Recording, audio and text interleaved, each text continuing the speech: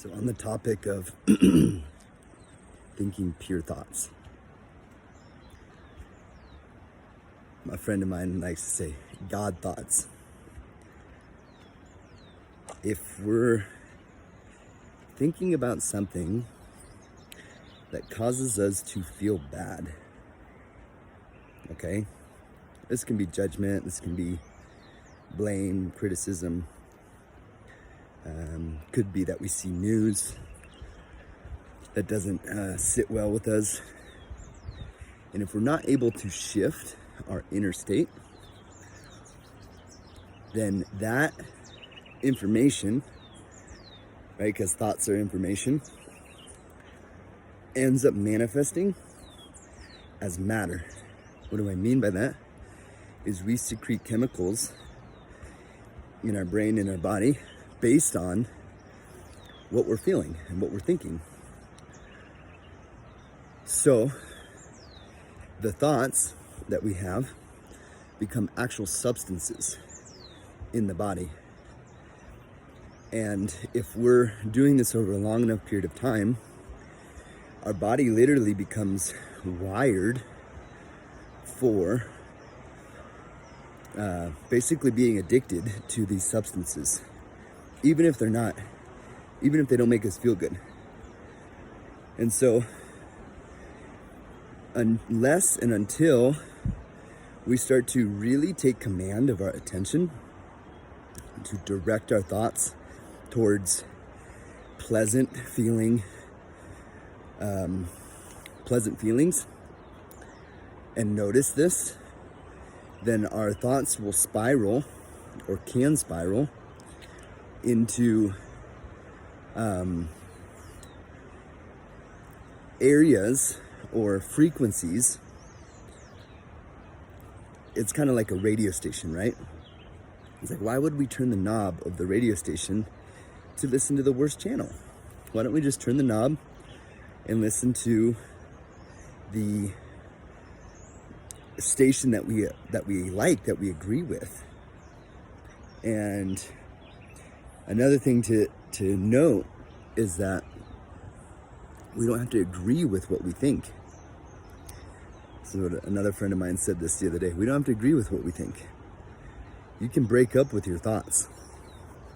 You can say, okay, I see you. I see this part of myself that's thinking this way. And then we can separate ourselves from that and forge a new path. And so thinking pure thoughts is a process of commanding our attention, being intentional about where and what we choose to place our attention on, so that the information coming in that's programming us is of a high quality nature. And only you get to decide, right? You get to decide what high quality nature is. But how does it make you feel? How does the information that you're putting in your body make you feel? How do the thoughts that you're allowing your mind to think make you feel? And I say allowing your mind to think because that's exactly what's happening. If you go and spiral into a thought land, and you create a whole reality that doesn't make you feel good, then change it. Actively seek to change the patterns of the mind. And in this way, you will start to experience life differently. Thinking pure thoughts leads to a different experience of life. And so it's not as easy as it sounds, obviously. Hey, buddy. Hey. Good morning. Good morning. Good morning. That's sweet. Super beautiful. It's not as easy as it sounds. Just to change our mind. You guys know that. And so this is where, if we're having trouble changing our mind, then guess what we can do? We can change our physiology. How do we do that? You know what I'm going to say.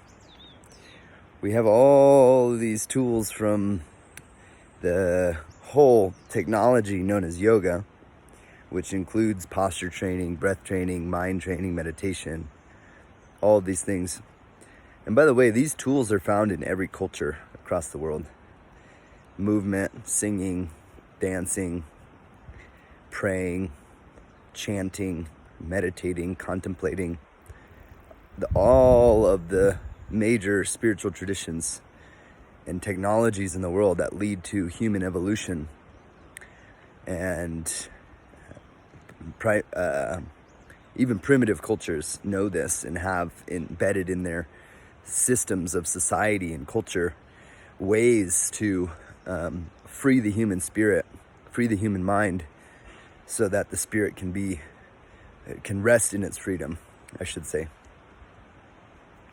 Because the human mind is filled with just nonsense.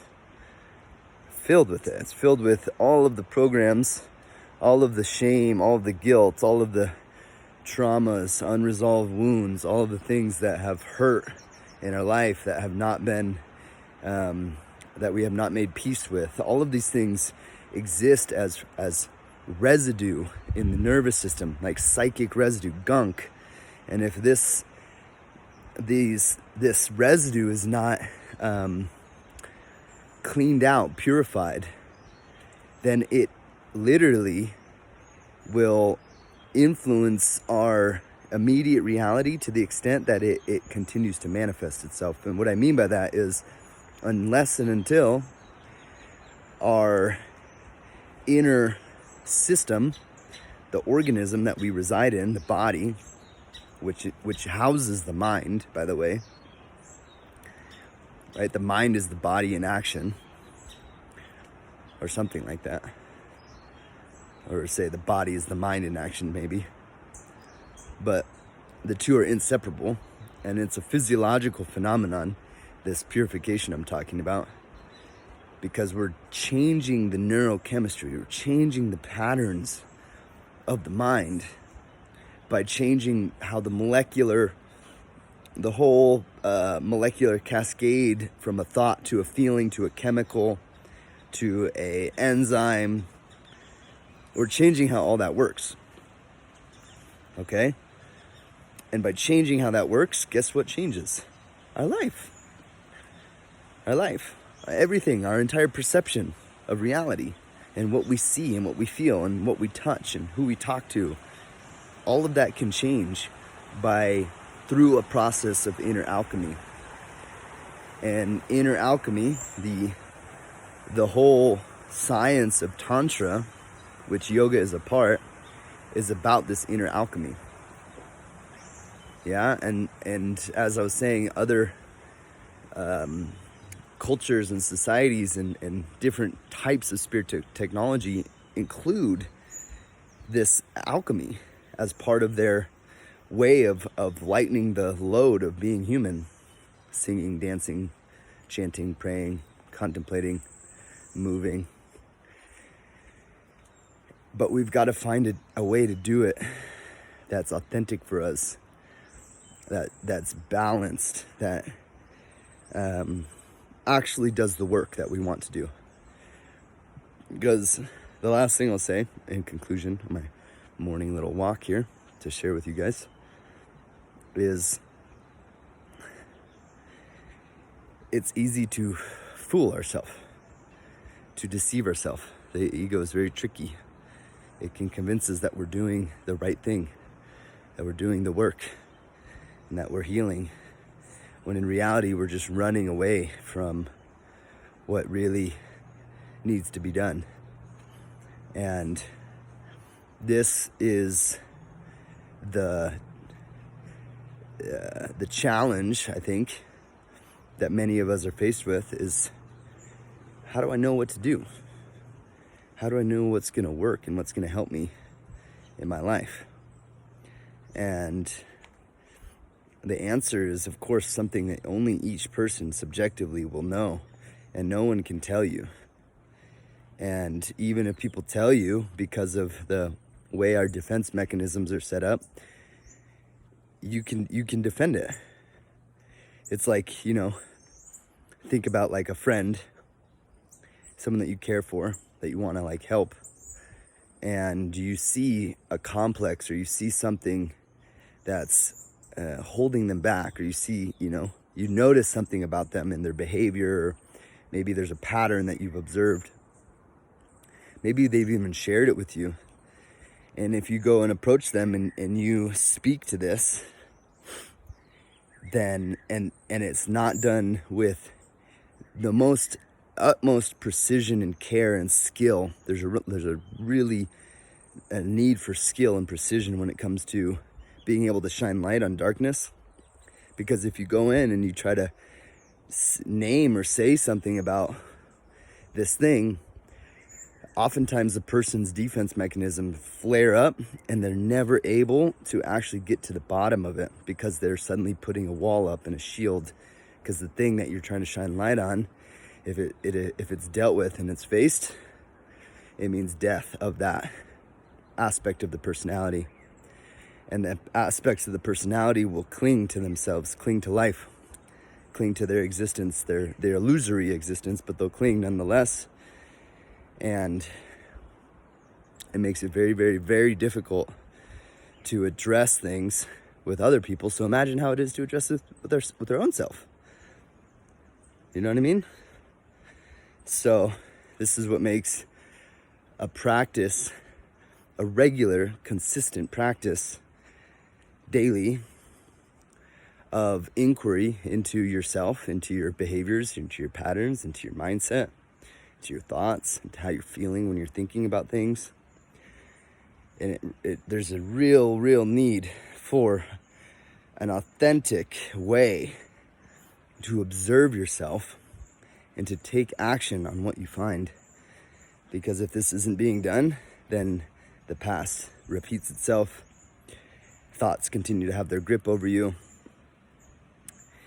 And we continue to be victim to our inner environment. And by being a victim to our inner environment, our outer environment suddenly has a lot of control over us. And so the key to self-mastery in this process of alchemy that I'm talking about, and Tantra and yoga and all of these different tools, are designed to alter the chemistry so that we can, chemistry in the body. Hola, buen dia. Alter the chemistry in the body so that the body then can act out the new script. Yeah? And this is very important. So that's what I want to share with you. I hope you enjoy this morning walk and talk with Grant, and a series of sharings that I've been feeling inspired to offer. And if you enjoy this, then subscribe to my YouTube video and have fun with life.